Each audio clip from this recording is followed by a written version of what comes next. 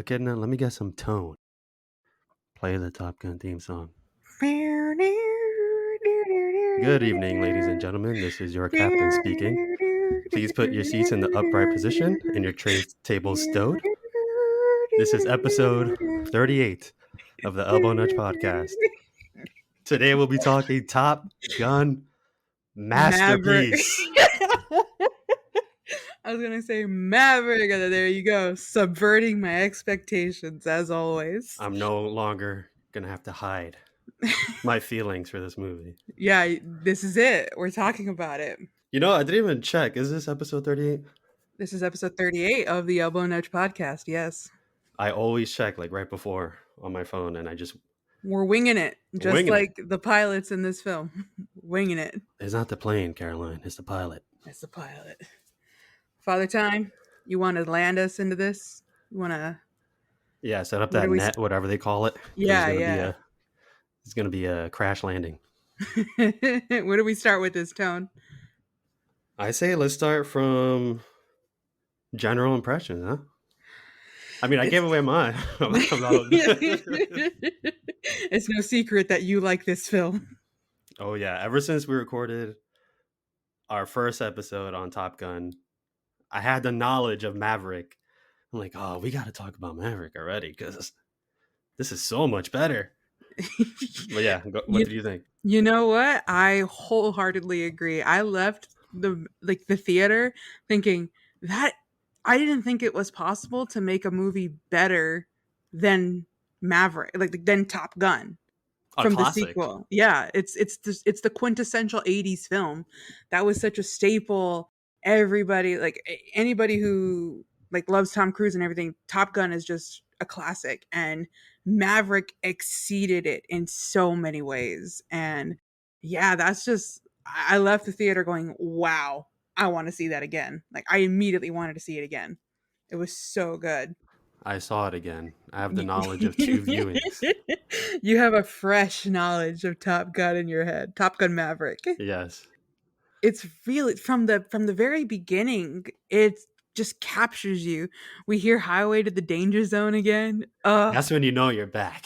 Yes. It's like, all right, we're going to be treated very well. Highway to the Danger Zone. I was like, oh, this is not fair. I already love it. This is not fair. I had that feeling of when you watch Guardians of the Galaxy #1 and Peter Quill starts playing Come and Get Your Love.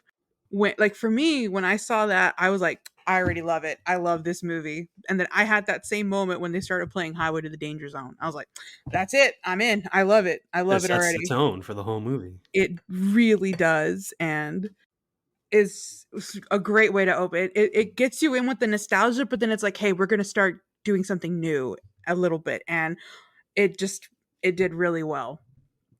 The beginning when he's that whole Mach 10 scene. Yeah. Yes. Wow. Wow. Beautiful. And we're immediately being reintroduced to Maverick's tendencies and his personality of being rebellious. Of course. Saying like, well, they're not here yet. Let's get this going. Let's get ready for takeoff. They haven't shut us down yet. So yeah. He's like, all right, they want 10? They want Mach 10? Okay. We'll give him Mach 10. We'll give him Mach 10. And they were like, but Mav, I like that. I don't like that. Look, Mav. It's the only one I got. I love it. I love it so much. This movie, starting from this scene we're talking about, and for multiple scenes throughout the movie, is just so, so beautiful. I get misty-eyed with just how beautiful this movie is. I feel misty-eyed. Visiting the Grand Canyon, you just can't help but get emotional. Take in that beauty. Yeah, because I think there actually is not only just a good movie with good characters and emotion, is also a display of these jets, jets that they use that we don't normally get to see in this way. It's perfect. Not to mention that just jets from the 80s to now have evolved so much. And this as movie, we can see. Yeah. And I think anybody who's a fan of just aerial combat and jets, this is their movie because it shows so many. They talk about like the different versions of like what was it like the F-18s, F-13s, or whatever, and I definitely didn't take notes for this, but just the old version in the 80s versus like the new what we have today, and then like the jet that he's flying in the beginning to break Mach 10 is just built for speed and aerodynamics, and they're showing all that off, and it's just wow. Like they brought, like, I feel like whoever, like everybody who made this movie, from the writer's room to the director, the producer, everybody, they brought their love of everything Top Gun into this, and it shows, and it makes us excited to go along this adventure with them. They really did. This is something I was telling you before we recorded this episode, that Maverick is one of the few sequels to an established. Well, this is what makes it kind of unique. This isn't an established franchise necessarily. It was just one-off classic movie, but it was made decades later. But it respects the source material so much, and it doesn't ruin it in any way. It even improves it. That's hard to do now. That's really hard to do. You could think of all the failures of trying to rekindle what was special about the originals, but this delivers. Yeah, I mean, The Mummy. The Mummy. Sorry, Tom. But yeah, another thing too is this is like the longest. I think it's unconfirmed, but I did read up. This might be the longest period of time between a movie and its sequel, and I mean like within the film for any movie. Like I think previously it was held by Blade Runner, because Blade Runner and then Blade Runner 2049 in film universe it's 35 years, and Top Gun Maverick in universe it's 36 years.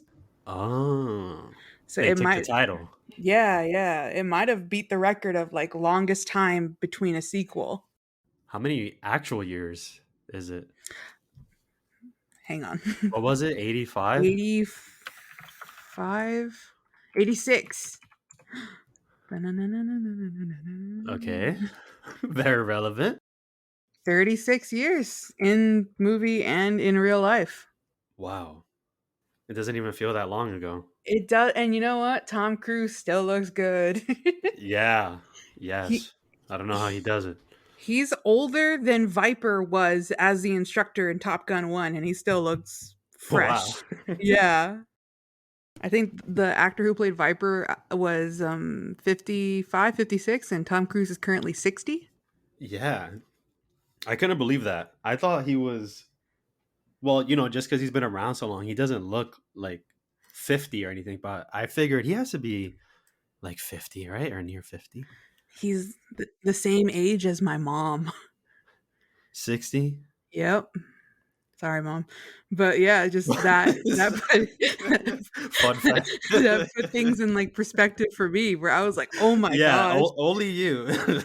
Like he's the same age as my parents, but he looks like he takes Well, care of yeah, you're himself. right. Yeah, Like he's my dad is like a year older than him because he was like the same age when Top Gun came out.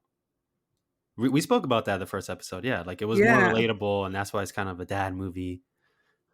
I was reading that he like all of it goes into like his diet, and he really works out and exercises. Like that's a huge part of his lifestyle, and he takes in no sugar. He never eats sugar ever, and he only drinks water. Sometimes he'll add like some of those like I don't know refreshers to like enhance electrolytes and stuff, but it's like 90% water. And yeah, he just eats insanely healthy, and then he works out a lot. I bet he definitely wants to do it for health, but he also keeps in mind putting on a good show in his movies because he's always about that. He's always like he's very into the film industry and movie making, and I bet he wants to look like a star on screen for people. Yeah, I think he wants to bring his best Yeah, into every movie he does, and that includes, his self, like making sure that he is at his best. he did not look out of place in that football scene. Oh, I know, right? Like what Yeah, he is blending in with all these like 20 to 30-year-old dudes and gals, and he fits in. I was He like, fits dang, in. Tom, Mhm. dang. There was a really funny trivia because Miles Teller has been doing the interviews and stuff like that, and he talked about that. They shot that shirtless football scene on the beach, and the first version, Tom Cruise didn't think it was good enough. So, but they all like all the men were like hitting the gym every day, getting in shape, and just so they could shoot that scene. And once that scene was done, Miles Teller said they all went to the nearest gas station and got like milkshakes and candy, and they just splurged, and everybody grabbed like beer and tater tots, and they were all eating that night. And then Tom Cruise calls like the caster and is like, "We got to do it again." So then that morning, everybody was at the gym trying to work off all of those like They were junk all food that bloated, they saggy. exactly. They're like, "Oh, great. We got to shoot it again." I wonder what he thought was wrong, like it wasn't sexy enough or something? I know, right? He's like, "You guys don't have enough oil. we need, You're not we need to, sweaty enough. you need to lather y'all up." So what do you think? Did they top the volleyball scene in Top Gun 1? It's a little tough for me because I am partial to Val Kilmer during his heyday. It's Really? just, I had no idea. I'm getting Sonic 2 flashbacks. It's like you have no idea. I have an idea.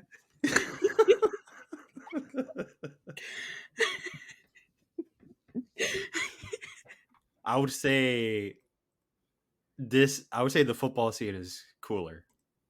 Because also the lighting is, like, very orange and on the beach. Yeah, yeah. The song is cool too. And I think it made more sense in the story. He said, "Hey, you wanted a team? Here's your team." Absolutely, The you're right. volleyball scene, it was just like, "Hey, let's get these guys sweaty Let's and get playing some eye purple." candy out there. Yeah, We need to get the girls in somehow. yeah. We got Tom, now we got the male, role model here. Now we need to get the girls to show up in the theater. We need his boots in the shot. Show off the boots. Those Those are custom made bright platform boots. red boots.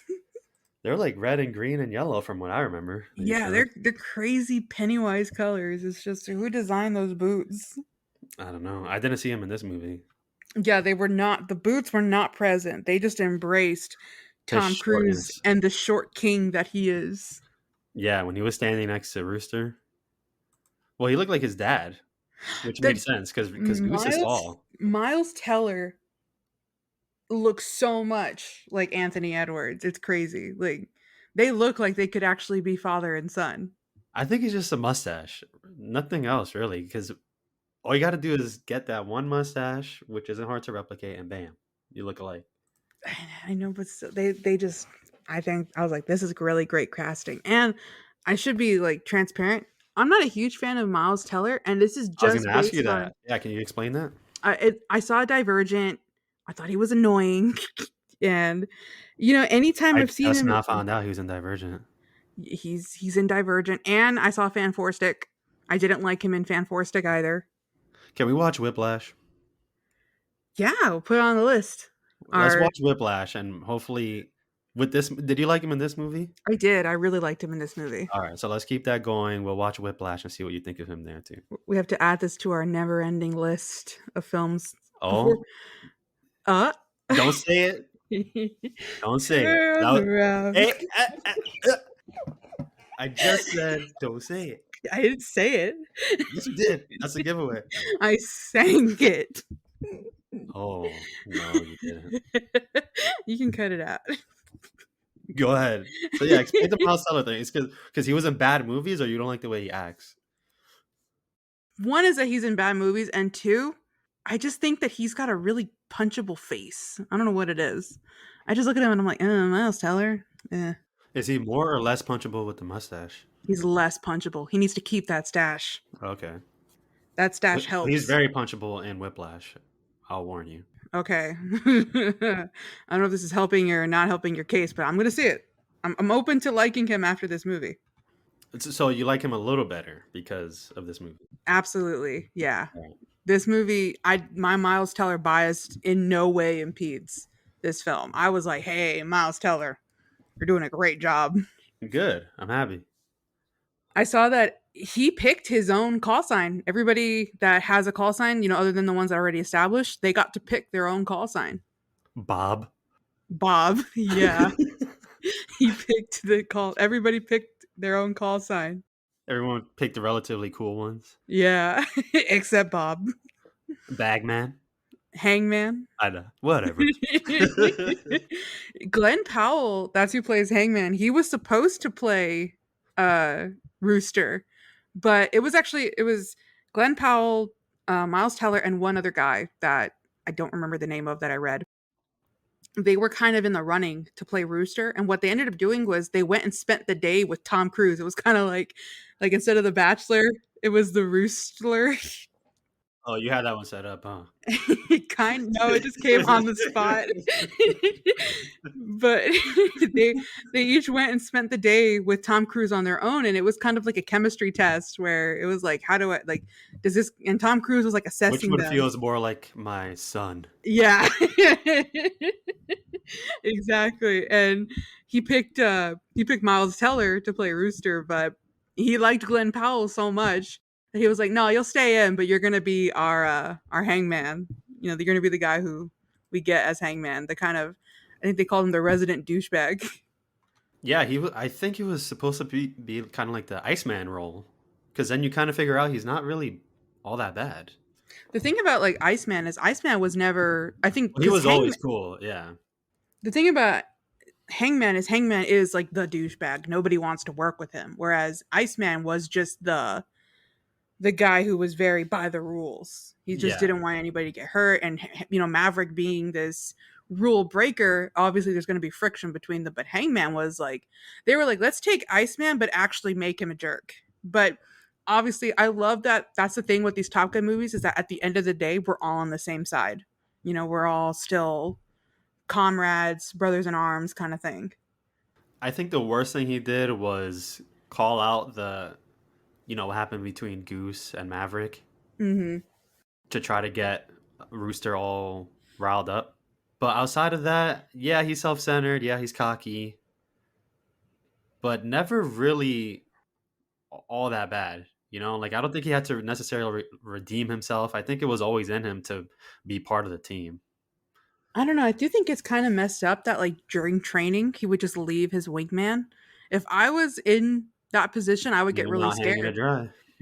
But like that's really scary with like you could just be left out on your own and then what if somebody comes in like this is a life or death thing. You don't want to think that the person you're with is just going to leave you hanging. Yeah, I agree with that. I agree with that. I don't want to defend him too much because that is how he got his name. He just ditches people. Yeah. The way I thought about it though is that maybe is this in training? Maybe he wants to be the top, in Top Gun by any means, and that's just like the worst way to do it. And I want to believe he wouldn't do that on the actual whatever day of mission, whatever. But yeah, who's to say? He's definitely not. He's definitely not Iceman. My only comparison to that was that he was somewhat the antagonist. Yeah, But yeah. like you He's said, it's because Maverick was a rule breaker. That's why Iceman seemed like the antagonist that time. it was just the friction in the top. I also just this is kind of a tangent but not really. But I do like that there's a little bit of a story difference. It would have been so easy to just bring, Maverick back as an instructor and here are the next Top Gun. Like, who's going to compete to be Top Gun? Like the way the first movie was, but they didn't. They were like, let's do something fresh and new. And these are all people who have been in Top Gun, These are all and the they're gonna best. exactly. They were already known as the best of the best, and so it's like you need to train them for a mission. And I think that was way cooler. The stakes are much more like enhanced. There's a lot more going on and there's a tension of like I love the whole like your mission is to go and destroy that base and bring them home. And he's like, "Excuse me? My mission is to teach them to go, blow up the base and come home Yeah, he says, "And come home." Excuse me, and come home, and sir. come home, sir." Oh, Yeah, my heart. yeah. I really love in Top Gun, the first one. It was devastating when Goose died. It felt heavy, Oh, yes.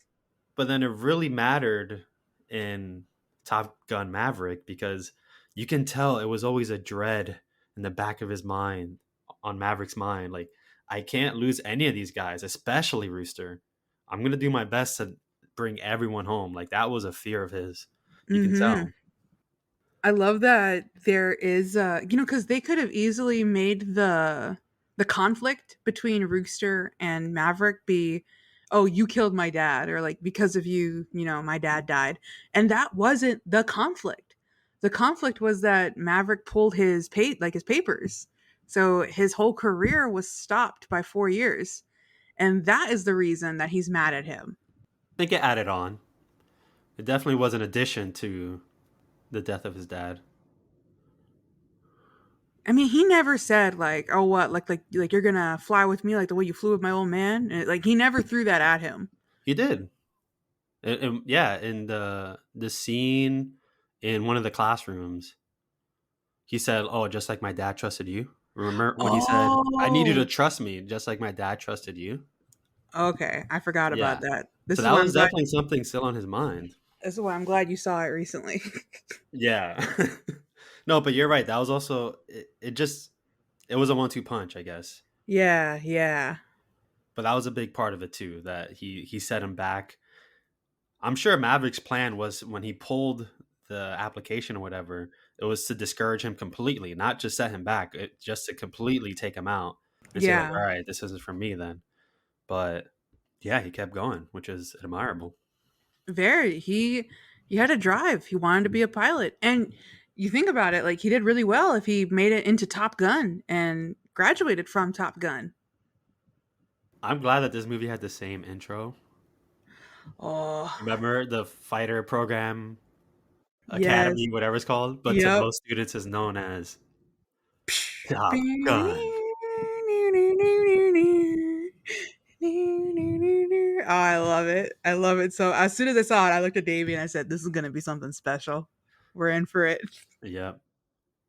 On my second viewing, Tom Cruise introduced it. I didn't see it the first time. Whoa. I thought like when you said that, my brain said that Tom Cruise himself walked into your theater. He walked in, "Hey, welcome guys. I hope you enjoy the movie." No, but that's what he said on the screen. Did you guys get that in your showing or no? Yeah, yeah, we did. Oh, all right. Oh, you know what? I wasn't there early enough. We were like getting snacks the first time, so I Um, got there a little earlier this time, you and gotta sneak in your snacks like I do. I just take a really big purse and I put everybody's snacks in there. yeah. But where do they sell a bunch of crunch? I don't really see that. You just gotta sneak it in. That's the thing. Put it in your jacket. No, but I'm saying where do they sell it outside of the theater so I could bring it in, Ah, check sneaky Walmart. style? All right. Walmart has everything. Because Twizzlers I could get anywhere. I know that, but Bunch of Crunch is what I need. I go and I get this giant pack of Raisinets. Not even like the box. I get the big old bag and I sneak it in. Enough for the whole movie. 2 hours of Raisinets. Absolutely. You gotta, because I bought a box of Raisinets when I went to go see Lightyear and I finished it like in the first 10 minutes of the film. I was like, dang it. Yeah, I finished my Bunch of Crunch too. By the time it said Top Gun, I was done. You were shaking the box like, what? Yeah, I was Oh. But yeah, back to Tom Cruise's introduction. oh yeah. Well, it was the same one you heard, right? He's just basically saying like, "Hey, hope you guys enjoy the movie." It was kind of nice because he also said we recorded, we filmed this with you guys in mind, kind of thing. I don't remember the exact words, but it was basically like that, like, "Hey, we did this as a special thing for you guys, and hope you enjoy." I'm like, "Oh Yeah. yeah." It shows how much love he has for this film. I was looking into how much effort he put into this movie. He didn't want he wanted very minimal CGI, Yeah, so yeah. there's a lot of practical effects. He himself designed the training camp for the pilot actors. They had to go through this like Navy Academy like training camp, and Miles Teller said, "This is stuff that like Tom Cruise does for fun, and for us it was hell." And it was them doing like gravity training underwater, and like they had like this mechanism that looked like their chair, like that their pilot seat, and it was on like a wheel, and what they had was a person who would operate it and say like, okay, when you spin the plane, like when you fly the plane, this is what it's going to feel like, and it would turn like in a circle, and they would be upside down in the water because they were like, that's how gravity is going to feel like. and Tom Cruise designed all of that. Like, and then they had like a course where it was like, if you want to get your pilot's license, this is what you're gonna have to go through. And he made all the pilot actors go through that training like camp, and it was 3 months before they even started shooting. That's amazing. I love to hear that. Right? It's so, I need to send you the video. I was watching it, but it's like that's how much love and dedication he has to this movie. And even they were talking about how much he himself fell in love with being a pilot, that he got a pilot's license, and the plane you see in his garage that he's The always like, final, the final yeah, scene with Penny. oh yeah, the one he's always working on and fixing up, that is Tom Cruise's personal plane. He owns that. Whoa. He flies that like regularly. He has a pilot's license and he'll take it out and stuff, but that's his. I bet he goes Mach 10 on that. A A little bit more. little bit more. It's like 10.1 and they're Yeah. like, I'll go to Maverick. 10.4, please. As soon as I saw him, like you see the look in his eyes and the music is telling you and you're like, Mav, no. I And don't it's like like that look. it's the only one I got. 10.1. That was a beautiful intro to the movie. The music, Hans Zimmer, there's so many composers in this soundtrack. It's insane. Yeah, I saw Hans Zimmer. Then they mentioned Lady Gaga. I'm like, when does she show up? Then I heard her like in the near the credits or near the end of the movie. And then it's like Harold Faltermeyer. Yeah, who's that? He has worked on he worked on Top Gun. I think he's like the original composer of Top Gun. He did Oh, the anthem. wow. Yeah, that. Good job. That's him. Very good. Did we hear any instance at all of Take My Breath Away? I didn't. No, right? No. That answers the question of what's more Top Gun, I was Highway about to to the Danger say, Zone or Tony, Take My I Breath was Away? right. I was right. But Take My Breath Away was the one that won all the awards. I know, but when the going gets tough, you The bring highway back gets danger dangerous. zones. It's all right. It's all right. I It's a good wanted you to song pull though. a, wanted you to pull a Carl and be like, "What could I say? I was wrong." I didn't. I was asking you. I said your I answer is an know. above edge answer. I was just thinking of that line from Carl. You just want to use it. It's just too good not to reference in my mind. I agree. But I wanted to kind of shift gears just a little bit, and the end of the movie has like this film is dedicated to Tony Scott. And my dad looked over at me and said, "Who's Tony Scott?" when we were watching the film. And that's the director for Top Gun 1. That's the OG Oh, Top Gun director. And he's also done like Man on Fire, Unstoppable, Days of Thunder. He's directed a lot of really good action films. And fun fact, he's Ridley Scott's brother.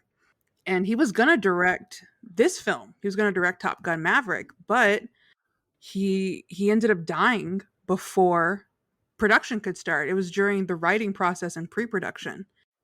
Um, he got diagnosed with cancer, and he wanted to go out his own way, and so he like jumped off a bridge.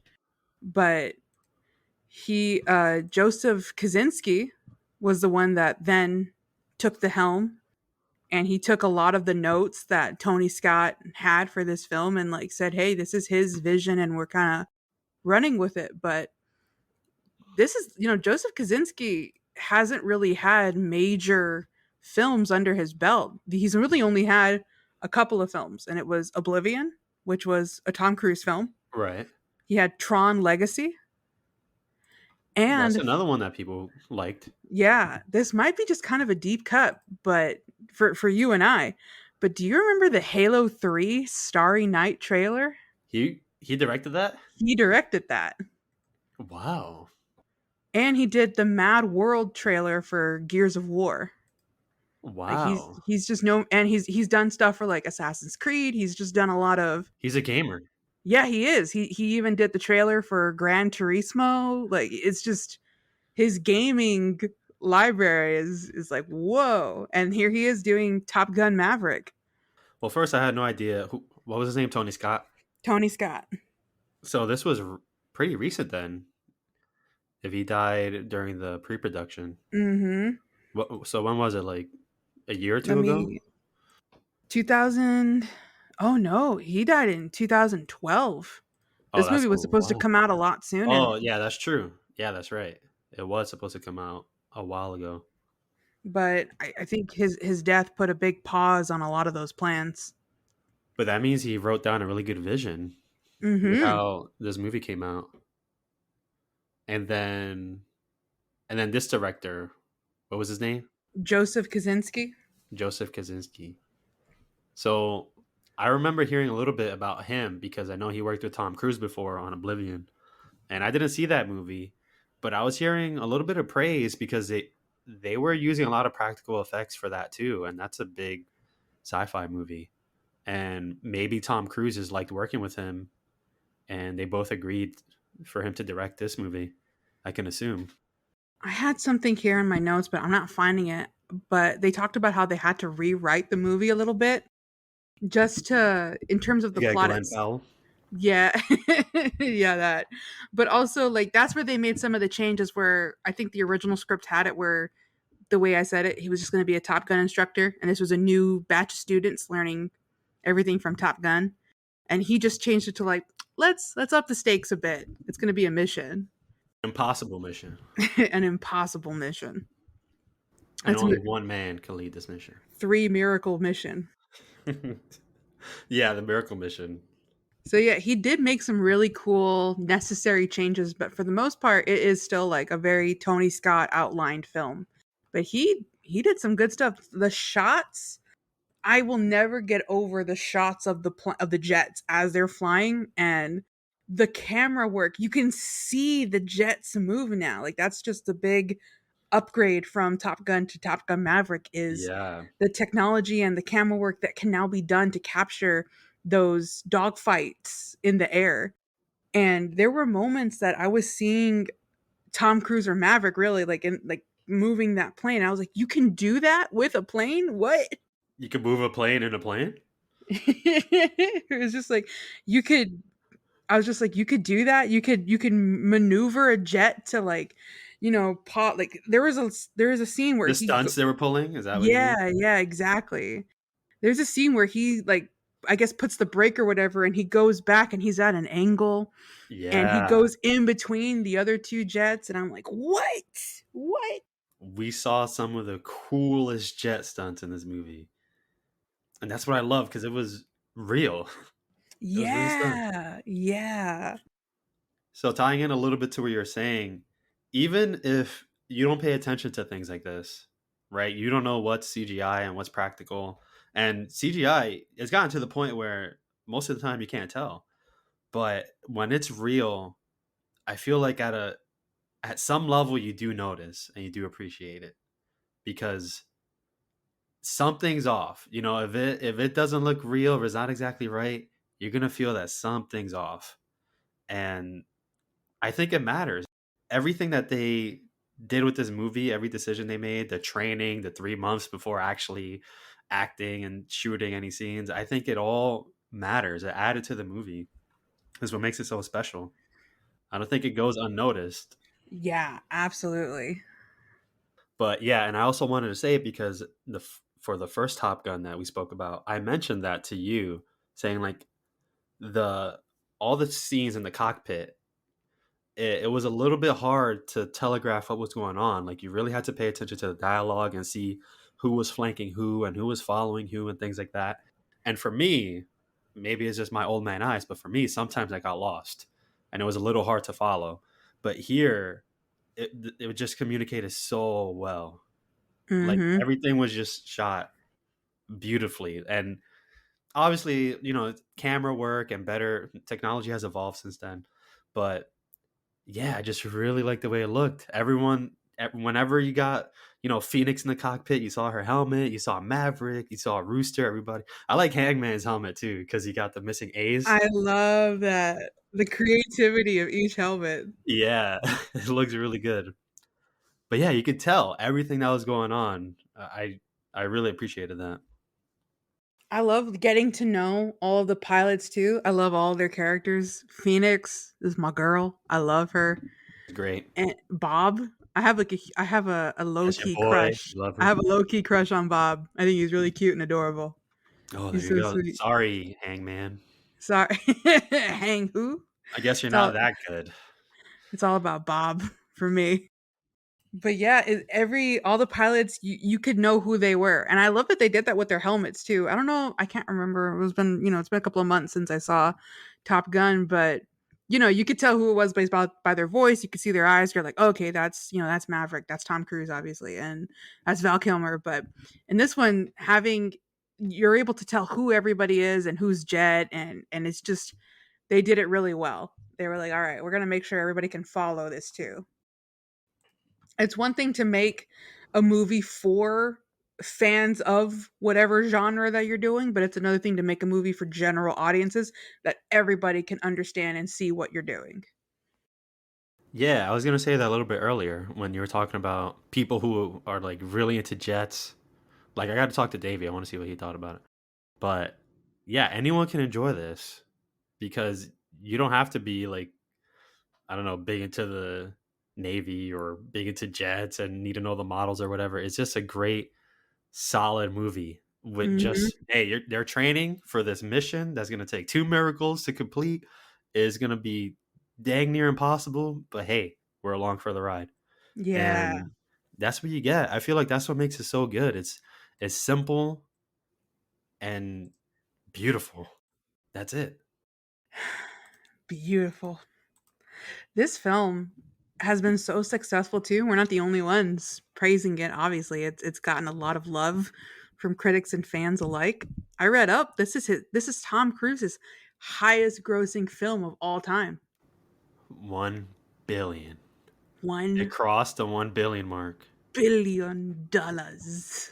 It's just wow. I felt so proud of this movie when I heard Yeah. that. I had no idea it could be that successful. It's still in the theaters. I Like, went to see it today. yeah, it's just people are still going and There were watching a it. dozen people there. Now there was like half a dozen people, if I'm being honest. But Still enough. Like, yeah, it's the fact that it's still in theaters kind of boggles my mind. I don't know how I think it's what, 5 months, 6 months that a film is in theaters? I think even less than that. way less, especially after the pandemic. The Yeah, Marvel movies and even DC, the Batman came to HBO 45 days later. that's Shang-Chi, right. 45 days later. Doctor Strange, 45 days later. So it's quick turnaround now. That's very true, and I feel like, this movie has been in theaters so long because people are still going to see it. So we know about the $1 billion mark, but also it has one of the highest records or the record for one of the best weekend drop offs. And we spoke about that too. Like from week 1 to week 2, it dropped off 29%, which Yeah, it's low. That's low for a drop off. that's crazy low. Like that is record low. That's like one of the only not that many movies. I don't know off the top of my head, but not that many movies have done that. And just as an example, because we spoke about this, but just to let the listeners know if you don't know about it. So if opening weekend, let's say a movie makes $100,000 domestically, and then the next weekend it makes $50,000, that's a 50% drop off, and that's good. That's actually a healthy margin that you're looking at. This is very basic numbers here, but yeah, anything more than that, I remember it was a big deal when Batman v Superman it dropped off like 67 or 68%. Oh, That was like really bad. And then I remember Black Panther from week 1 to week 2 was 40%, and that was seen as very very good, very good. So Top Gun at 29%, holding really strong. That's amazing. People are loving this movie. I even read that it went up again because it came out, I think, May 27th. And on Father's Day, it was the number one theater. Like, it was the number one movie that weekend for Father's Day. Well, well, well. Is that so? You got so close to the mic for that. I actually did it. I just spoke louder. I just took a swig of water and unmuted my mic. Yeah. Well, well, well. Is this the new dad movie? Tony, we were just discussing what's going to be the dad movie for millennials. This is it. Here it is. I'm It's ready to be a re father. This is my movie. it's reasserted itself. This is it. It's just back. It's like, oh, it's a new generation of fathers. Here we come. Tom Cruise saw that there was no good dad movies, and he's like, "Fine, I'll do it myself." He made a sequel to his own. Grabbing the Maverick helmet. Fine. I'll do it myself. Unhooks it, takes his pilot jacket.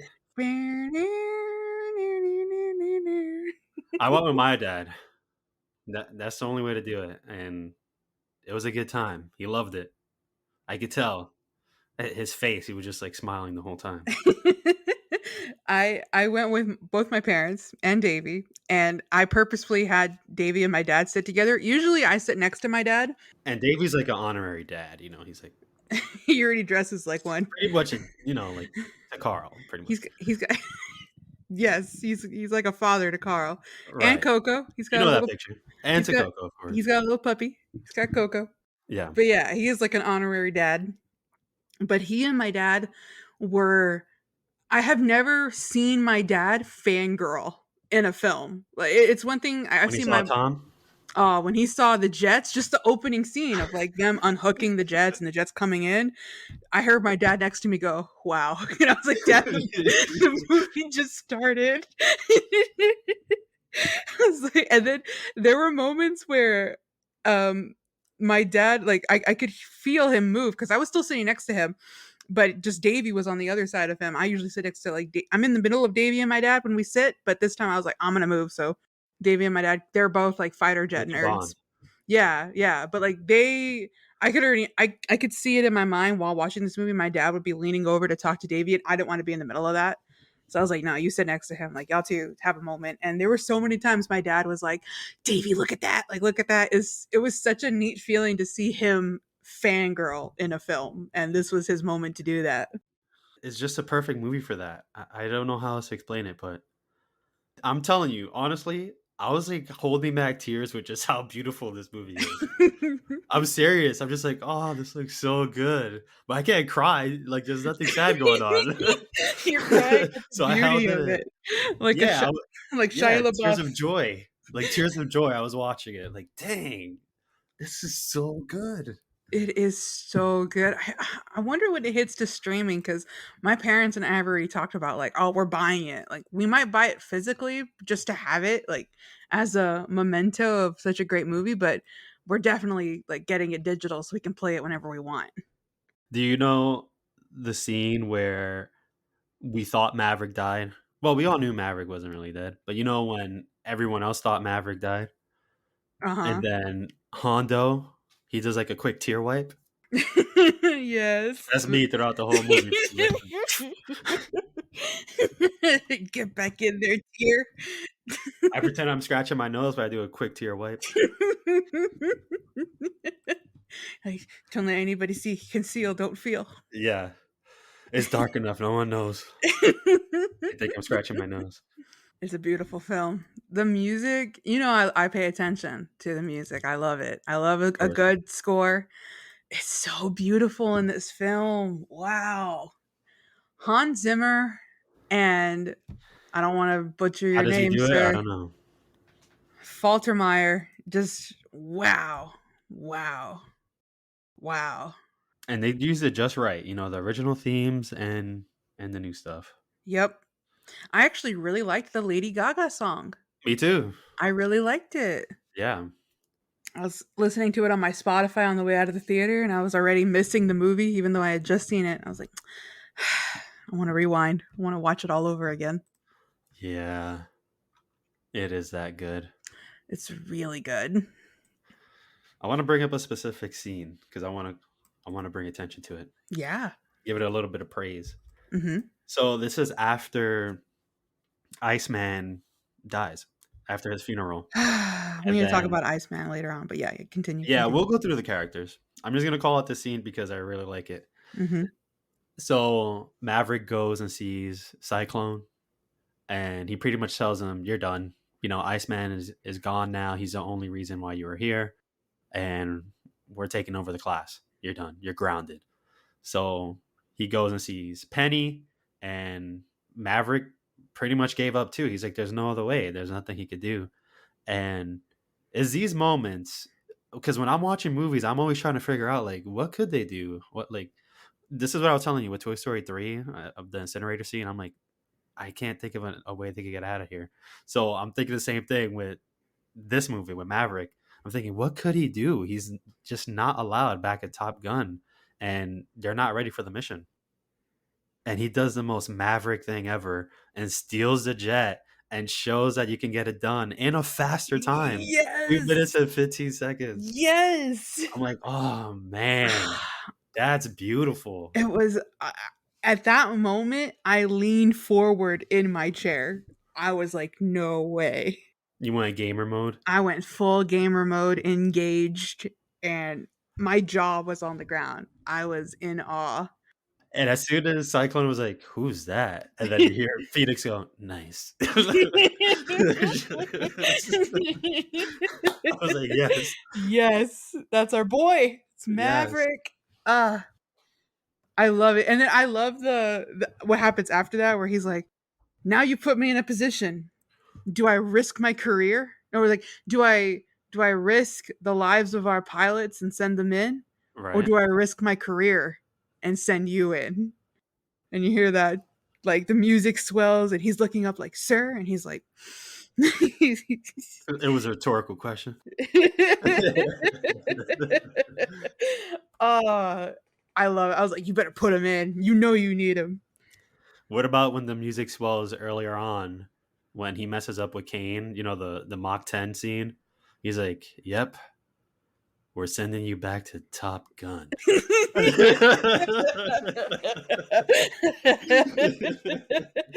uh,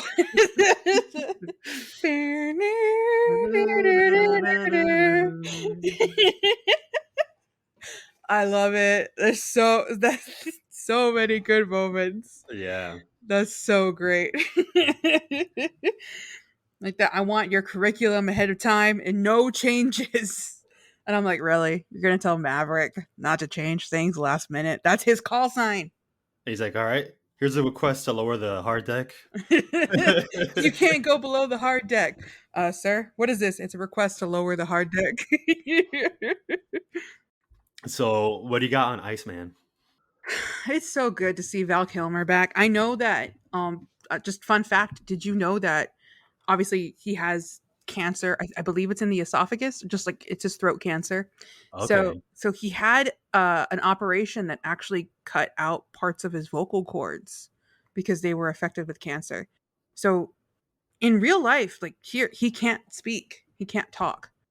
But what ended up happening is for the movie, they had AI assistants. They had a where is it? I had it here. Uh, they had an AI analyze Kilmer's voice over like his scenes and even like his recent like home video, so how he talks now, like before his operation. And Mhm. that AI was able to do his lines for this film. So all he had to do was just make the mouth motions, and that's what Whoa. spoke for him. And his daughter, Val Kilmer's daughter, said that technology was so important to them because they ended up kind of buying the software for that. So now at home, he has it's either like his daughter or an at home nurse that will type for him, or like or even like he can type it and it says it in his voice. The computer will talk in his voice for him, and he kind of got to take that home with him. Wow. And that is so cool and such a neat thing that like he talked about how like that helped him out a lot, especially going through he said he was really sad when like he beat himself up a bit for this because it was during production and they thought like he thought they were going to cut him out of the film and they almost did. But Tom Cruise really like in a way it mirrored the movie. He put himself out there and said like, no, you're not going to cut him out. Like we're going to like he's willing to film scenes. We'll find a way. And this was before they got that AI technology. And so he's like, we're going to find a way for him to talk. We're going to find a way for him to still be in this film. And that's when they got all the AI stuff and that it really uplifted Val Kilmer a lot and like the possibilities. And that's just such a cool thing to do. And like he said that he when he was on set, he really felt like no time had passed with Tom Cruise. They were still friends, they were still joking around and He they was still hung his out. wingman. He was still his wingman. But that's just to me such a sweet thing that they did for this movie and for Val Kilmer overall, Yeah, what a gift. That's amazing. to get your voice back in a way. So I can see the route they were gonna go with just a typing, which would have been fine. But the fact that they made him say some lines, it just goes to show like how important he felt Maverick was to Top Gun and to the pilots and stuff. That's cool. I wrote down some of my favorite lines in the film, and that one of them was his. And it was like, the Navy needs Maverick, the kid needs Maverick, and that's why you're still here. And I was like, Oh, he my should have said, heart. "And I need Maverick." Bring it in, my boy. Bring it in, bro. My favorite line is, "Let's not ruin a good moment." After he says, "Who's the better pilot?" My favorite line is just the I don't like that look, Mav. It's the only one I got. I like the classic lines, that got repeated. The "Don't think, just do," and the other one, "It's not the plane, it's the pilot." There's a line that Goose told Maverick in the original movie, and Rooster tells him in this movie, and it's like, "Come on, Mav, let's see some of that pilot crap." Oh yeah, that's when when they're on the F-14, right? Mm-hmm. That's pretty good. I didn't catch that. I didn't catch it either until I was doing the research for this episode. On my second view, I heard him drop an F bomb. Yeah, I caught the F bomb. So that's the one F bomb they could drop to leave this PG-13. Yep. There you go. They hit their max. Overall, like it wasn't like that much of a, there was no there was like a sex scene, but it wasn't as, I think, long as the first I one wouldn't even was. say sex scene. I think it's more like a cuddle scene. Come on. That's very on point. Yeah, it's a cuddle scene. Top Gun had a sex scene. Top Gun Maverick was a cuddle scene. Yeah, yeah, you're right. But overall, this movie was pretty tame in all that department. Yeah. I saw people bringing kids in there, and afterwards, I was like, yeah, this is good. Yeah, kids could watch it. Hmm. Just parental guidance, obviously. It was good. I like how Rooster like throws it back in his face when he goes back to save Maverick. He's like, "What the hell were you thinking? I didn't think. You told me not to." You told me not to think. Yeah. And then it's just like a pause for like a Oh, good 10 seconds and he's just like shrugging. He's that's like, right. yeah. Oh, I love that direction. I did not think we were going to see a behind enemy lines kind of thing. Yeah. So speaking of, who's the enemy? Russians? Are they? Ruskies? Camarade? Camarade? Camarade? No, who are they really? Do they ever mention them? Am I just dumb and I didn't get it because I don't know who they are. Even their pilots are decked out in all black. You don't see what kind of enemies they're fighting at all. It says it's an unsanctioned uranium enrichment plant. Yes.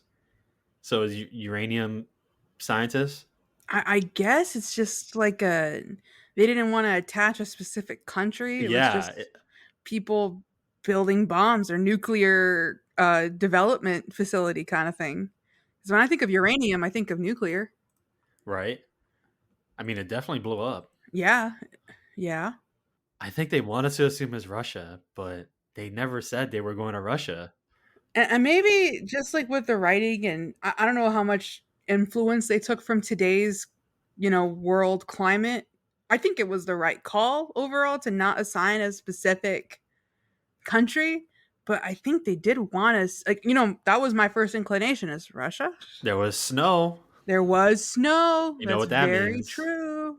Russia. How can it be?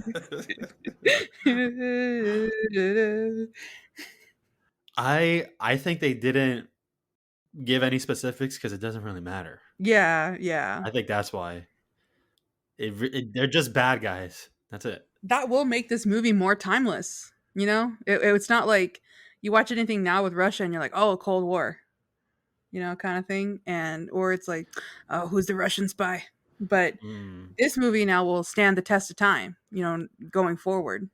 Oh, absolutely. Dads for generations will Look watch this back, movie look back on this film and smile, and say, "Wow, shed a single tear. yeah, that's definitely our future." Take my breath away. I kind of wish they put it in the film just a little bit, but Yeah, it's a classic. it It is got played 3 times in the original. that was because they really liked it. But maybe it's because Tony Scott wasn't directing it. That was the only thing, because he loved that song. That's why he would he added scenes just to include that song. We gotta play it a little bit more.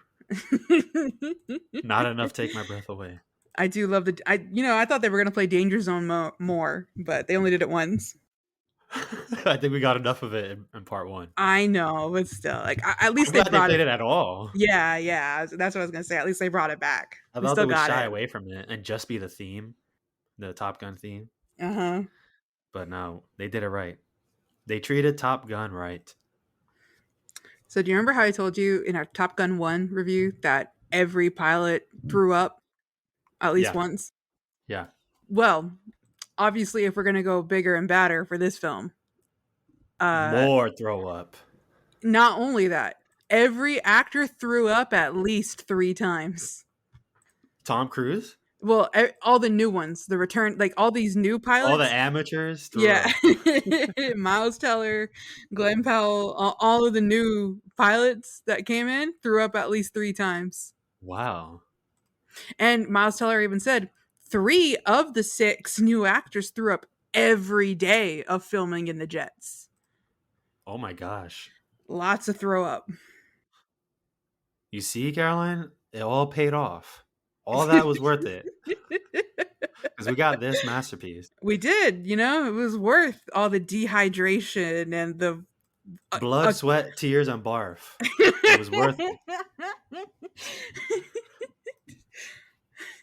That's probably why they look so good during the beach scene because they were all, like you said, dehydrated they were all from losing so much dehydrated. vomit. They lost all their fat from eating that day. No Yeah. calories if you're throwing up. Yep. Man. Yeah. That takes a lot of getting used to. You're not going to become a full on fighter pilot in 3 months, but it looked good. They did a good job. It looked really good. What did you think about Penny and Maverick? Oh, I love long shy. I love Jennifer Connelly. I put that out there. I think she's Okay. beautiful. I'm a fan of hers. I like a lot of her stuff. She's also, by the way, married to Paul Bettany. Let's not Um, forget. yeah, but She's just also, I forgot her name. Spider-Man's Spider-Man's Jarvis. Whatever. yeah, I forgot her name. that's right. Friday, right? No, no, no, no, no, Uh, no, no, no. That's Tony Stark's. She's Karen, no, is isn't it it? Karen? Isn't it Karen? He's like Karen. Maybe, but now it sounds bad because we don't like Karen names. It Spider might Man's be AI. Karen, yeah, okay. Karen. we called her Karen.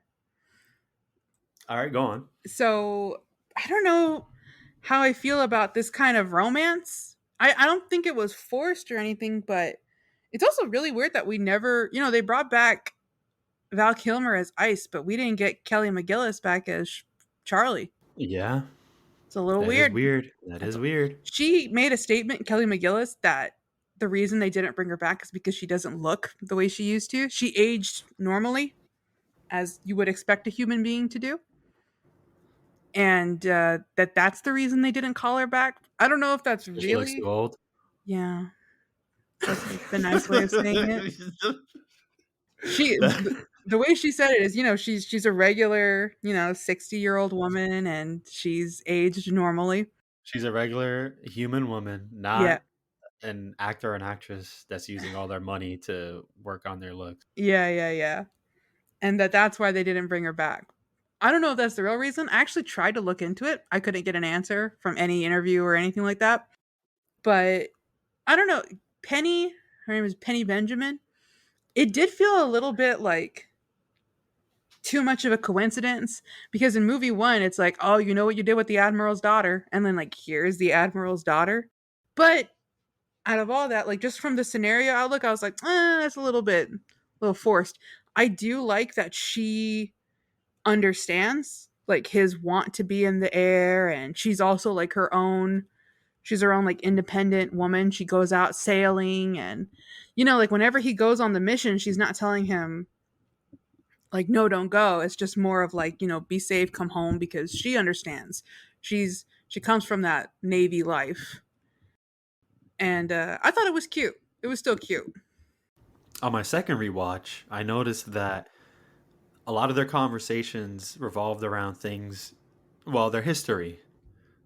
So things that they've done, and we learn that they've been in relationships before, but it never really lasted together with each other, and it never really lasted.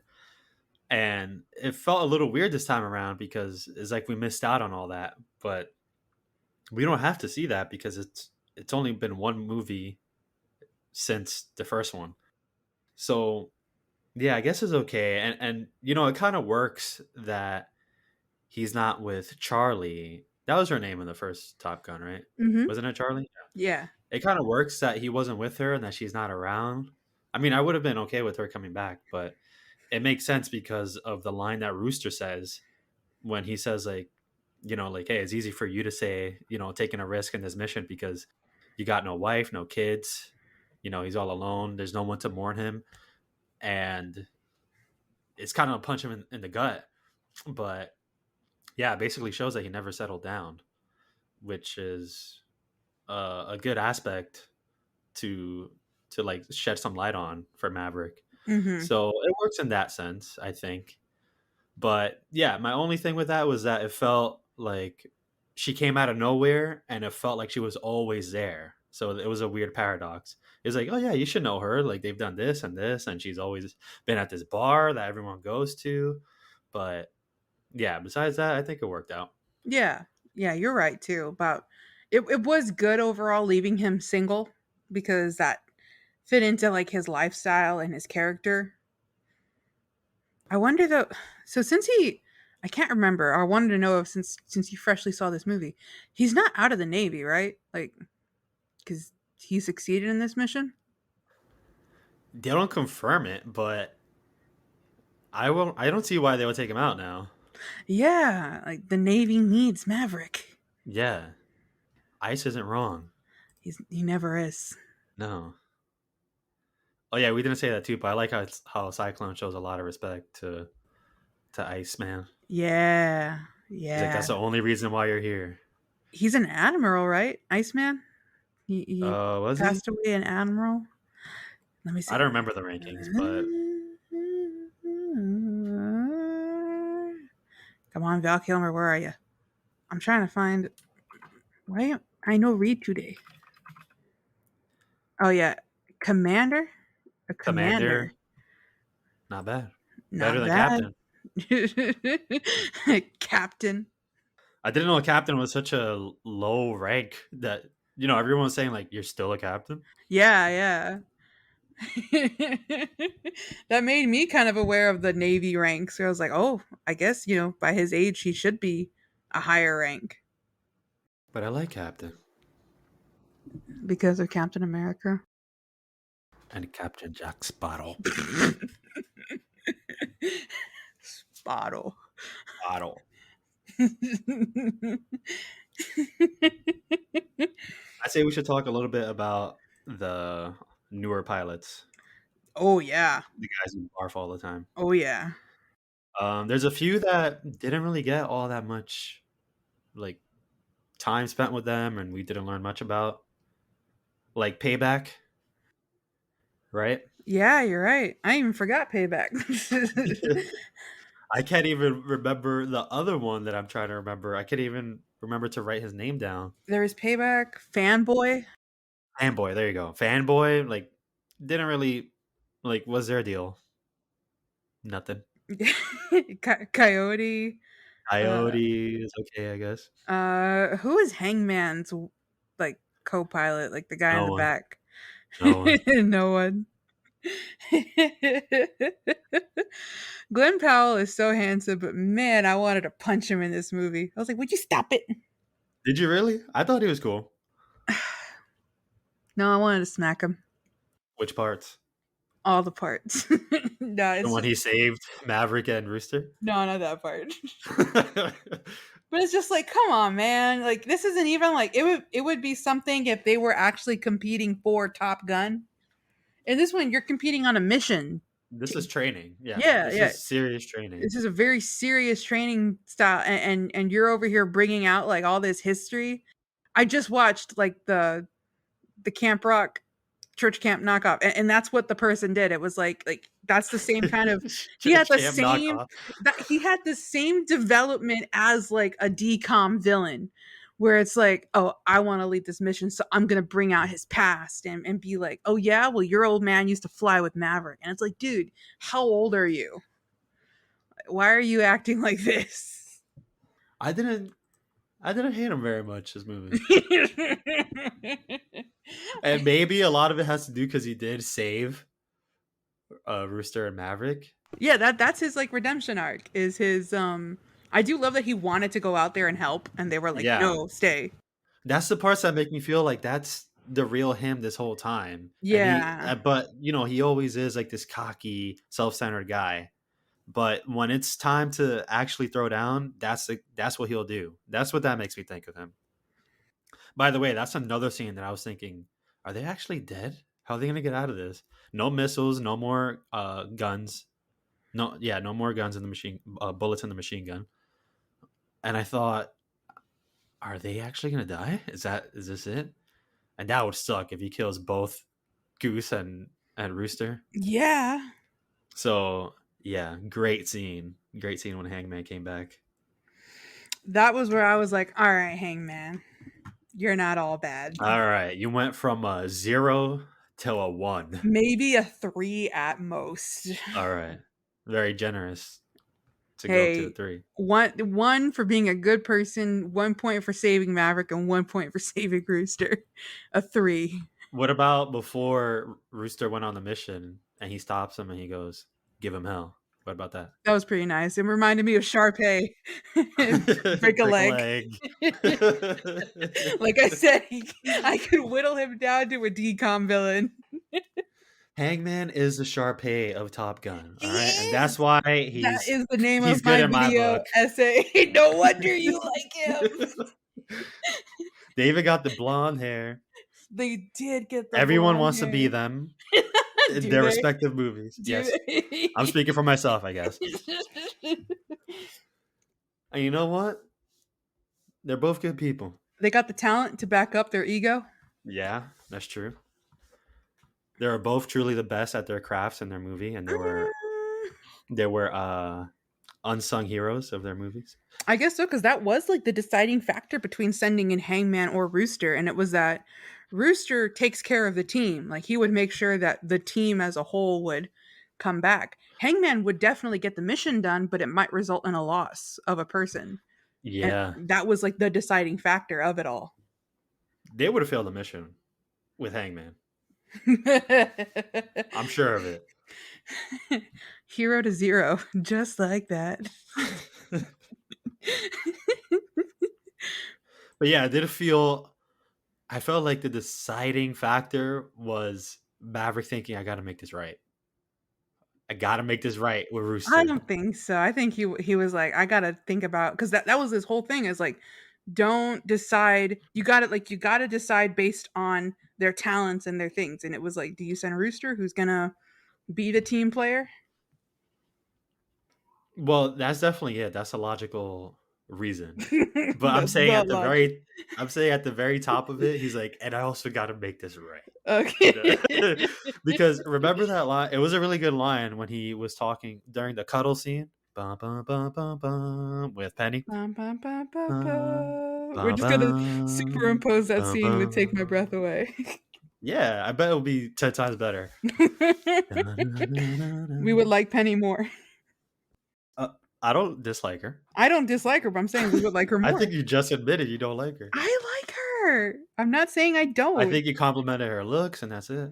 No, that's not true. I like her. All right. but So we yeah, would be bigger fans. Go in ahead. that scene, he says, when he admitted why he pulled back the papers and why he'd rather take the heat instead of making Rooster mad at his mom.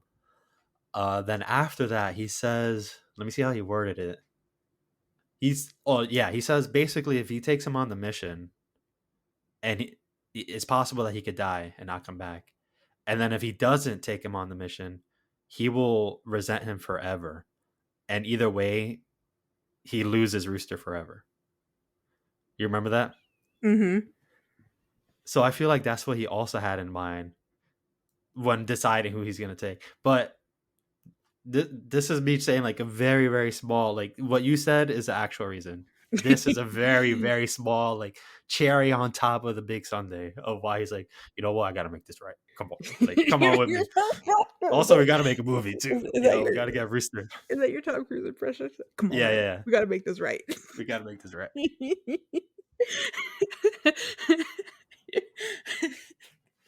My brain just like Tom Cruise 2 Maverick. It's like that scene with the two Spider-Mans, but it's like, come on, don't run away. Hey, don't run Well, away oh, from being squirted with water. yeah, yeah, Hey, yeah. don't run away. uh, Tom Cruise. We got to do like a Tom Cruise month one day.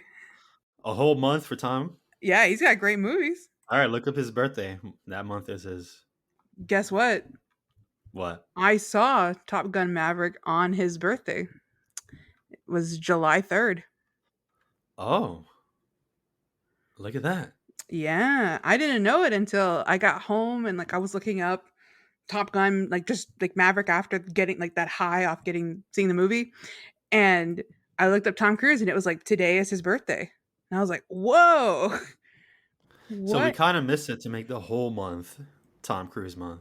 Yeah, yeah, but we have it. We'll have it down in the calendar next time. Sure. But I did see Top Gun Maverick on his birthday. That's the greatest gift you can give him.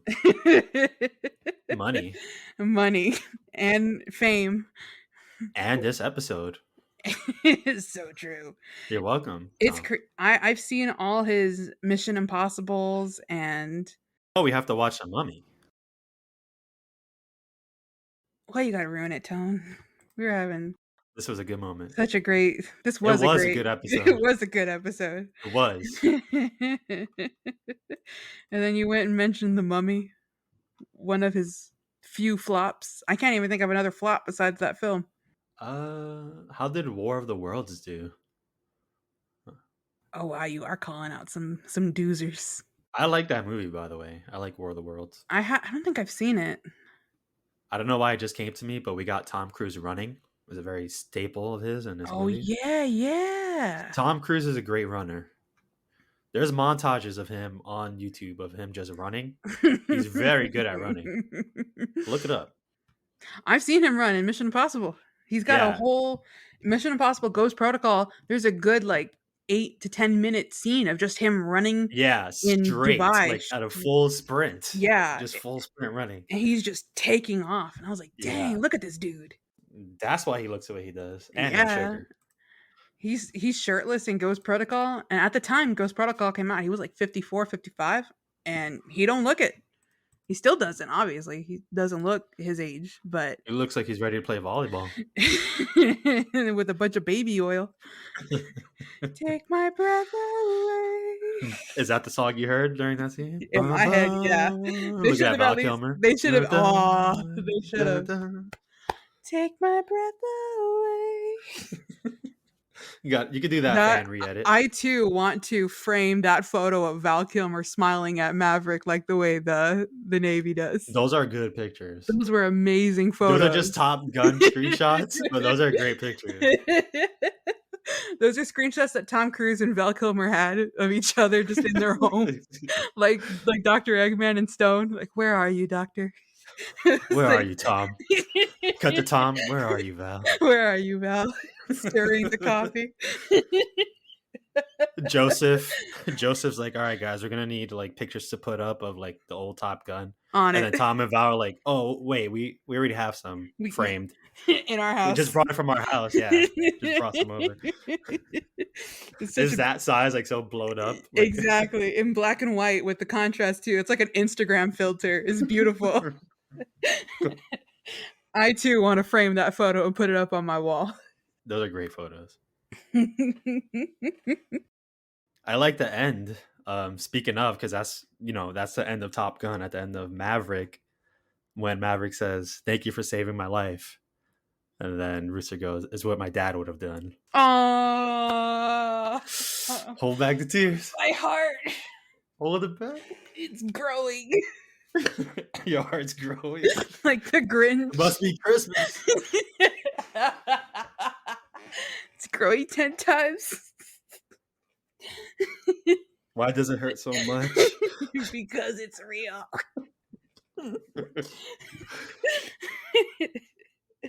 Oh, there were so many good lines in this movie. It was so hard to capture them all. Do you have? Oh, well, you wrote down a few, right? Or you said them all already? Uh was it let's try not to get fired on the first day. Who said that? I think it was Mav. Really? Yeah, like on his first day of going to teach Who did it say it to? himself. I don't remember. Was he looking in a mirror? I don't remember. I didn't. It's been a while, and by that I mean a whole 12 days. Does this line exist? It does. I wrote it down. I saw it. I saw it twice. I don't remember that. We'll have to come back to this. Make a little post-it note when this movie comes to streaming. I believe you're right. I just can't remember. That's the thing. I can't remember what he says that. It's just But all right. when he gets to Top Gun again, and he's about to go teach, and he's like, "All right, let's try not to get fired on Time the to be first day." captain. Literally. Yeah. I love that whole setup too, where Hangman and whoever else, forgettable pilots, find out that Forgettable pilots plus Phoenix and Bob. and Rooster. No, well, Rooster doesn't know yet, but I love how the next day you see who the teacher is, that is Maverick, Oh and then Hangman sees yeah. that's the guy we tossed out of the bar, and And he he gets goes like, "Ah." it's so good. That's a perfect setup. I do. Oh, that does remind me of that scene where Rooster is playing. Goodness gracious, great balls of Balls of fire. fire. And oh, I felt like I was like Maverick, like looking at him, like, oh, Oh, she that's so. learned piano. He's just like his pop. In that moment, that made me so emotional because, like, imagine your best friend like passes away and or dies, and especially the way Goose did. And there is his son who's like Maverick's getting all these flashbacks of his dad, of his best friend. That's a really emotional moment for. Yeah, of course. There's so much going on there because he still has he has the guilt of thinking it's his fault, Mhm. even though everyone cleared him, said it's not his fault. And then he has that broken relationship with Rooster. Yeah. That's pretty much his son, his nephew, however you want to call it. And they just don't have that connection. But he sees him playing, sharing a moment they had with his dad 36 years ago. Yep. Seeing his dad in him. And I was gonna say, I kind of did a giveaway on our first Top Gun episode because Oh. you mentioned how you said like you like the song "The Great Balls of Fire," and then I was like, by the way, we won't be saying anything about Top Gun Maverick. Well, well, well. Looks like Davy is affecting you a little bit more than you realize. No, that was pretty incognito though. No, I you didn't catch up. I You didn't catch didn't on. because I hadn't seen Maverick, but I bet you if I was to go back, I'd catch some more moments where you were like, ah. No, that was the only one. I don't think anyone caught that. I just admitted it here when I didn't have. This is just your confessions. Yeah. Now I feel guilt free. Goodness gracious, great balls Balls of of fire. fire. I wish I can remember the other lyrics, but I like that. Yeah, na na na, and you drive me insane. Ba. It's a great song. It is. Goodness gracious, great balls of fire. And I bet either Miles Teller knew how to play the piano already, or I bet he learned just for that one scene. I bet He's he the kind of learned. actor that would do that. Yeah, I'll place my bets. I don't know the actual answer, but I bet he learned it just for this scene. Let me see. He's Does that kind of guy. Miles Teller play piano? Oh, he says, I played piano when I was younger. I still dabble in it a little bit, so I didn't need a double. I played and sang that song live. Ah, see? Look at that. Okay, Miles Teller. All right, all You're right. going up in score in my heart. All right, all right. All right, so I guess he's an okay actor. He's okay. Not, his face is not that punchable. He's getting less punchable Yeah, as time goes on. yeah, yeah. Let's see him in Whiplash. It's on the list. It's on the list. Okay. Goodness gracious, great balls of fire. But yeah, and then I think we already spoke about Rooster because outside of, the forgettable pilots, we already spoke about Hangman. Phoenix, she's just cool. She's just pretty much one of the best. She is really cool. I like that. They could have forced any kind of romance, stuff like that, but no, she was just there to do her job. Yeah. I really like that. I like Bob being the kind of nervous one, but hey, he did good on the mission. He's smart, Very. reliable. It was a really cool scene during the mission when Rooster was just all the way back, and they're like, "Rooster, you're a minute late," and he's like, "Boom." And then once he snaps into it, because he's scared at first, and then once it all clicks in, where it's like, "Don't think, just do," and then he punches it, and they go fast, and he starts catching up. I could hear my parents be like, "Yeah, come on, Rooster, you got this."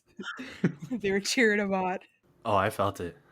I like his call sign, and he picked it because it sounded similar to Goose, and I liked that. It's a cool call sign. Oh, you're saying Miles Teller picked it? Mm-hmm. Yeah, yeah, I like it too. I like those. That's why. That's why I chose Echidna because it's like, why do they randomly have just animal names? So goose, rooster, viper. I'm sure there's something I'm missing, but just like that, it's like, why do they choose those? But Hangman, Iceman. and they make it cool themselves. Like Yeah, Goose traditionally it's doesn't not. sound cool, Yeah, but you own it. but he made it cool. Mm-hmm. Rooster makes it cool. Maverick sounds cool, and he is cool, so it doubles up on the cool. A Maverick is. I had the definition here because at first, you kind of just hear it and you think that's cool, or like if you're younger than a Zoomer, you think Go Logan say it. Paul. Great. But a Maverick is an unorthodox or an independent-minded person, also known as a free spirit. Tony Scott, you did it again. Now I understand.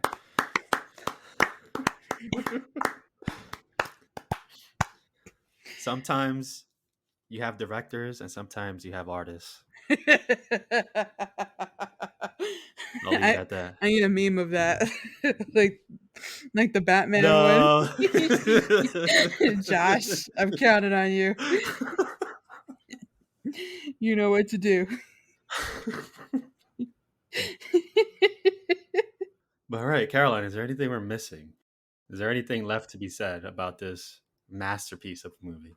I think I have one item left on my doc, and it's not really out of left field, but Anthony Edwards, who plays Goose, he got his own private screening of the film with Tom Cruise, like before the premiere.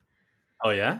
Tom Cruise like went to his place, or he went to Tom Cruise's place. Either way, like he said he had a personal private screening with Tom Cruise, and he got to watch the movie, and he gave it 2 thumbs up. He adored it. I just imagine he was silent the whole movie, and then at the end, Tom Cruise 2 looking thumbs at him up. like, "Do you like it?" And then he just stone faced 2 thumbs up. 2 thumbs up. And I imagine he looks just like Goose. He kept the mustache.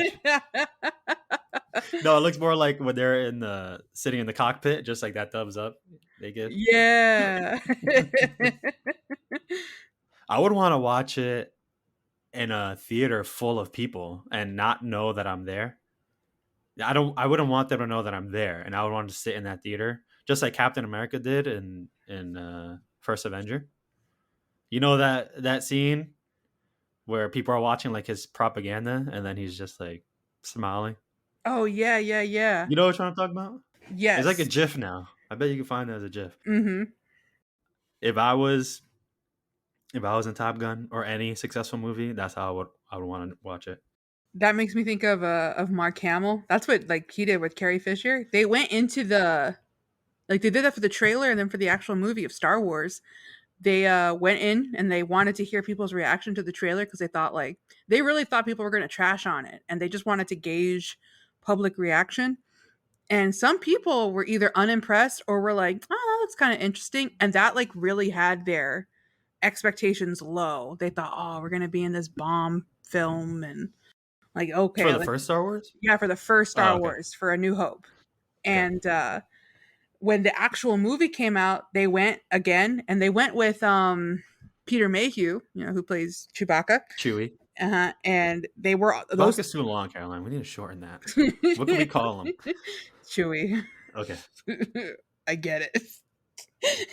And they went and they sat in the theater, and they were just part of the audience, and they themselves, like, because there was a lot of practical effects in Star Wars, but it's one thing to, like, see it all with the music and everything. And they, at the end of the film, they were like, wow, that was great. And then the audience went nuts. They loved it. And that's where they were like, we're part of something special. We're part of this amazing story. Yeah, can you imagine not knowing what Star Wars is, and then a movie comes out called Star Wars, and you watch that in theaters, and you Wow. have no idea what's gonna happen? Wow. This isn't a franchise yet. You don't know what to expect. Those are the movies that. uh, Those are the movies I wish I could see in theaters for the first time. If I had a time traveling machine, I would go back in time and And you watch. said it. Back to the Future. That's uh another movie. it's That's on the another movie list. I would love to watch for the first time in theaters. Yeah. Yeah. Back to the Future, Star Wars. I want to go back to the first Top Gun. I want to know what all the dads in the theater. I want to go back to the first time I saw Top Gun Maverick. Uh uh I just want to go back and see Maverick again.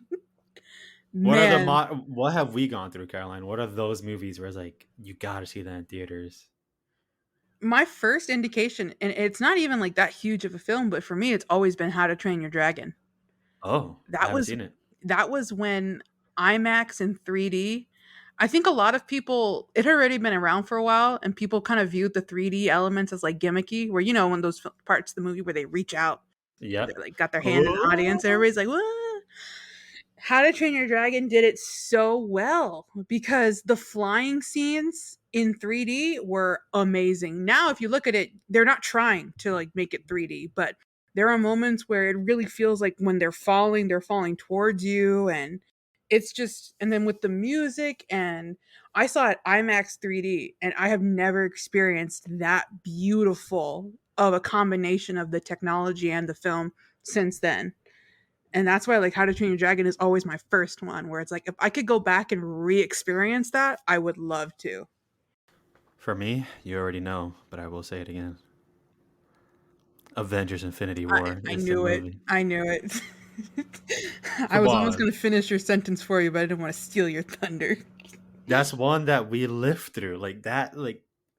That's a moment in history that you can't replicate again. That whole period between Infinity War to Endgame, everybody watching Infinity War and being on that suspense, and that movie introduced a lot of people into the Marvel universe, which is kind of crazy to think Oddly about. enough. Yeah, like with 22 movies, but that's how good Infinity War was, that people were like, I want to go back and watch all these films. And also I would say, because I'm trying to think of the ones where the MCU is not a good example because we knew to some degree what to expect.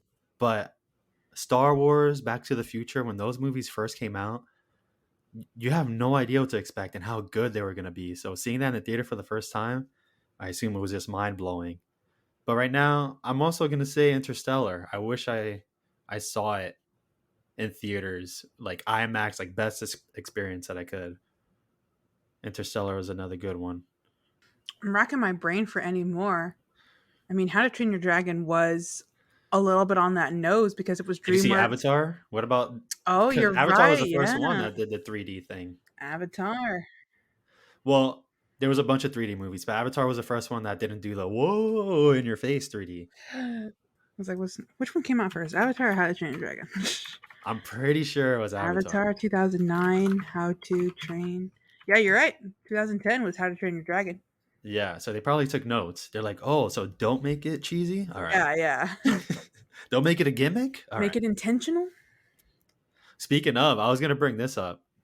I think as of right now, Top Gun Maverick is the movie of the year. I know. I was thinking about that. I was like, sorry, Sonic 2.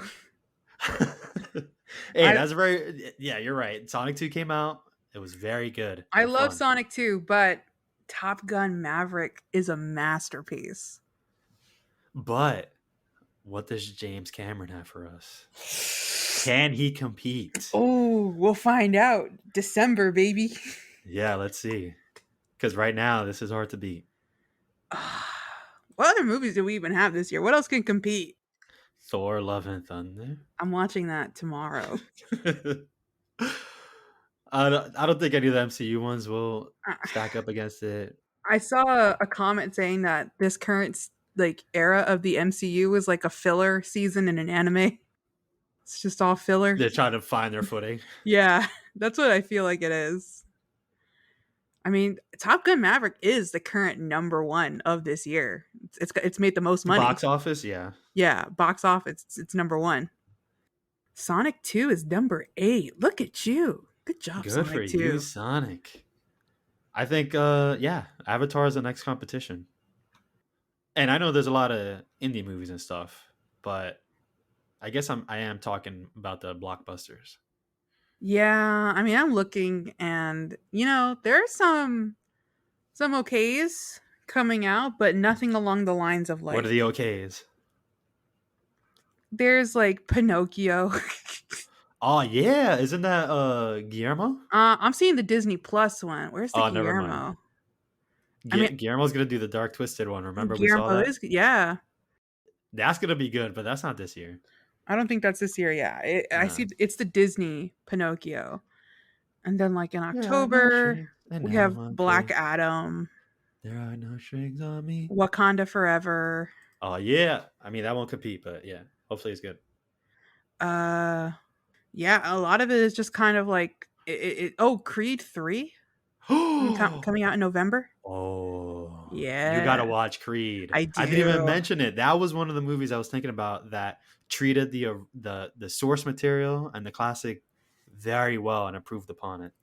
I need to watch it. I've been like kind of thinking about going back and rewatching the Rocky movies, and I was like, if I do that, I gotta watch Creed. Yes, let's do it We'll do a Rocky adventure in November in November. Why November? because that's when Creed 3 comes out, November Oh, 23rd. all right, okay, all right, sounds good. But yeah, and then like in December we're gonna get Avatar, Shazam, Puss in Boots, but it's really Avatar. Everybody else is It's just like Avatar. everybody else is pushing their any of their blockbusters to next year because they're like, nah, nah, nah, it's Avatar. Avatar is such a mystery. Oh, this is a Top Gun episode, isn't It is. it? All right, let's just finish it right here. But yeah, Avatar is a mystery because can it beat the first Avatar? It was such a phenomenon. Can James Cameron do it again? I don't know. Phenomenon. Do, do, do, do, do. Yeah, it's now that we know what Avatar is, because that was like another thing too, is that Avatar, a lot of people went in like, what is it? What is this? Yes, it's the first, And now that we know, is that going to play into how Avatar 2 performs? That's the question. and that's Top Gun Maverick. We know, and we all still went to go see it even more than we did the first one. Yes, I saw young children seeing this movie. Imagine watching this before watching the first one. It's kind of neat. I think you know someone who's done that. I do. I think they have an interesting opinion on this movie, Yeah. and by interesting, I mean disappointing. We'll leave it at interesting. I had to give her some filler details. We went out recently and she was like, so what's the deal with Maverick and Rooster, and I was like, oh my Oh, gosh. no wonder. Oh, she didn't see the flashbacks at least, She hasn't seen the first movie, so but she. they showed flashbacks of Goose I also want to say dying. she didn't see this in a theater. She saw it at a drive-in theater, so there was a lot of stuff going on. And I was. also, she was a little tired that day, so maybe she took a couple naps in between. Oh man, that explains so much. I was like, you're missing so much important details. The crazy part too is we're gonna go see Thor: Love and Thunder, and she hasn't seen Ragnarok. This is just Why is this a thing? Why is this a thing? it's not. She saw Sonic 2 without seeing Sonic 1. It's just a thing with her now. We just throw her into sequels. Can you quickly pop open Disney Plus and just force her to watch Ragnarok at least? We're gonna force her to see it on the drive there. We're gonna be like, "All right, Yeah, watch it." yeah. All right, that's that, Caroline. Any closing thoughts you want to add to this masterpiece of a film? It's just so beautiful. I say go out and see it. It's still in theaters as of this recording. It is. I wish we could frame your quote. Sometimes there's directors, and sometimes there's artists. That has never fit so well into a film like this. Stop reminding Josh about that, Caroline. Sometimes It's getting buried in the episode, there's and now a you're just bringing it out again. sometimes there's a movie, and sometimes there's a film. This is a film. This is a film. This is very much a film. Agreed. I wish I could just go back and see all those flying scenes again. I was blown away. I was in such awe. If I had a remote control, I would rewind just to watch it again. It was amazing. We'll get it soon. Yeah. Paramount Plus, I think. This is Paramount. Yeah. I mean, I'm going to buy it because that's just take my money. Take my breath away. Take my breath Paramount. away. I guess, like, before we go, I do want to propose the question. How do you feel? How would you feel if this movie got a sequel? I don't want it, but I trust that they'll do it excellent. I saw that Miles Teller, he was very open. He did an interview that he proposed a spin-off movie called Top Gun Rooster to the Miles, executives. come on now. I was on your side. And then he said that actually got paused because then Tom Cruise came to him and said, "What if we do a sequel?" So there is a possibility that this movie will get a sequel, or I guess a trequel, a follow-up. Yeah, why wouldn't it be a sequel? Oh, I guess because this is a sequel. Do you call a sequel to a sequel a sequel? Yeah. Okay, it's a sequel. Yeah. I feel like before any of those interviews or questions came up, the question was answered when it made $1 billion that yes, is going to get a sequel. Yeah, I think that no film company or just, production company would ever say no to making a sequel to a huge film, unless it was like Steven Spielberg or Hayao Miyazaki. Yeah, they're just like, you're asking if you want us to make $1 billion again? Yeah. Yeah. I think that was like Steven Spielberg was like the one that was like, I'm never going to do a sequel to E.T. And that movie was big. There's also some weird thing with Robert Zemeckis and about like not remaking Back to the Future or getting any more sequels or anything. That's fair. I don't think that movie should. That's a timeless classic. I don't know how that deal works out. I don't know. Like, I know they've been trying, but Robert Zemeckis stands against that. So, yeah, I hope we never see a remake or sequels. I've been seeing some buzz around a remake for Labyrinth since I spoke about that to you earlier. And a lot of people are pushing back on that because like I'm of the same. I don't want a remake of that movie. It's classic, and you can't even like David Bowie is what makes that film, so you can't just remake it. And I think that kind of falls in line with my opinion for this like supposed sequel. If it has Tom Cruise and if he's able to be like and bring everything that he brought to this movie, I would love a sequel. Yeah, I have no doubt it'll be very good. If you ask me, I say I don't want another one, and I think it's fine right now. But if they do make another one, I know it's gonna be good. They've Mhm. earned my trust. I'm just not thinking creatively at the moment to think where can they go with a part three? I don't know, but they'll think of it. Yeah, that's not our jobs. Our jobs Yeah, are to go and give it, the rightful attention it deserves, such as this film. give it the tears it deserves. Yeah, Tony, don't hold back. Let it flow. Let it grow. I don't know what you're talking about. I was just scratching my nose. Mhm. So everybody, I think that's it. Am I right? That's it. Father Time, are you ready to sign out? Let's say our goodbyes. Everybody, thank you so much for listening. If you're hearing us on your favorite podcasting platform, be sure to give us a follow if you want to hear more, on Honest Review if you're a returning listener, and hit that bell icon if you want some notifications when we post. If you're hearing us on YouTube, you know the drill. Like, subscribe, and hit that bell icon as well if you want those notifications. Caroline, you could be my wingman anytime.